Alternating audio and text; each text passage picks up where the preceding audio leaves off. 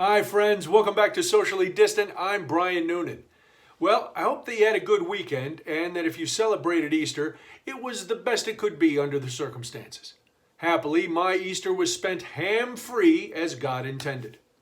There was one uplifting moment yesterday that made me smile for a minute, but then I caught myself and went back to my misanthropic ways. In case you didn't know this, I am a huge fan of exterior illumination and the much maligned inflatables. You know, the balloons that wilt down during the day and then go back on with your timer sometime in the afternoon or early evening. To that end, I may have mentioned that last week I put an 8-foot inflatable pink Easter bunny out in the yard. The bunny also has a 3.5-foot Easter egg in front of it to complete the illusion. Yesterday morning, the dogs alerted me to the fact that someone had dared to enter our airspace and was walking by the house. Turns out, it was a young family with a daughter maybe 3 years old and their dog out for an early Easter morning walk. Very sweet, right? Sure. I peeked out from between the blinds to see what was going on, and I saw the little girl was having an in-depth conversation with the Easter bunny. Her dad then had her stand next to the Easter bunny for a few pictures. For one of the first times in my life, I fought the urge to yell out the window for them to keep moving and get off my lawn, and I just continued to watch and was warmed by the experience. Yes, I realized that my yard was a stand-in for the mall Easter bunny experience. This little girl was smiling and having a deep conversation, like I said, with the bunny. Now, I can only imagine what she was saying. The one thing I know for sure, the Easter bunny was not answering.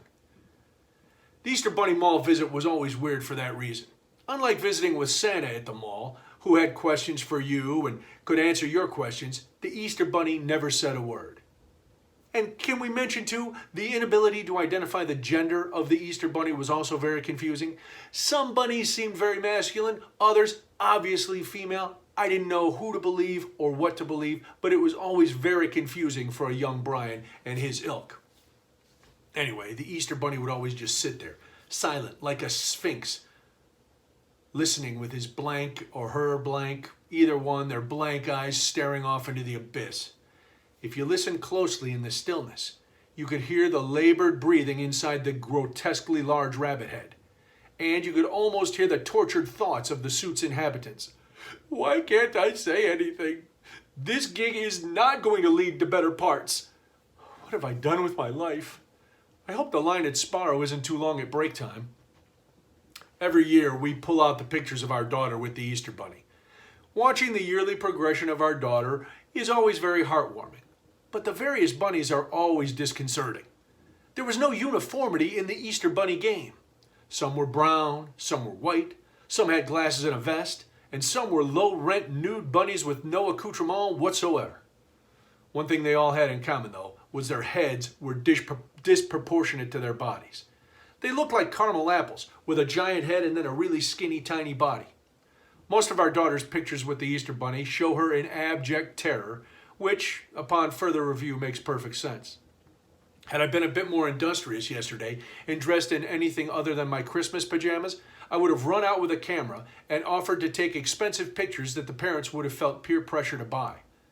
That's the racket I'm going to get in when this whole thing is over. Holiday mall photos.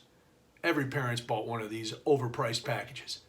They're always horrible because really young children are terrified of giant characters, and the pictures always feature children in the throes of a meltdown. And then, by the time a kid is old enough to sit on a rabbit or man in a red suit's lap, they don't want to. It's a parental no-win situation. If you get the pictures, you feel ripped off. But if you don't, you know that your kid is going to be talking about you years later in therapy, telling some disinterested party that their parents didn't care enough about them to buy holiday pictures. All right. Well, time to jam the inflatable bunny back into its box for another year. Another holiday is in the books, and sadly, I have no inflatables to display until Halloween. I may have to take up balloon sculptures just to fill the void. Well, have a wonderful day. And until next time, stay safe, stay home, stay childlike, and as always, stay socially distant. Bye.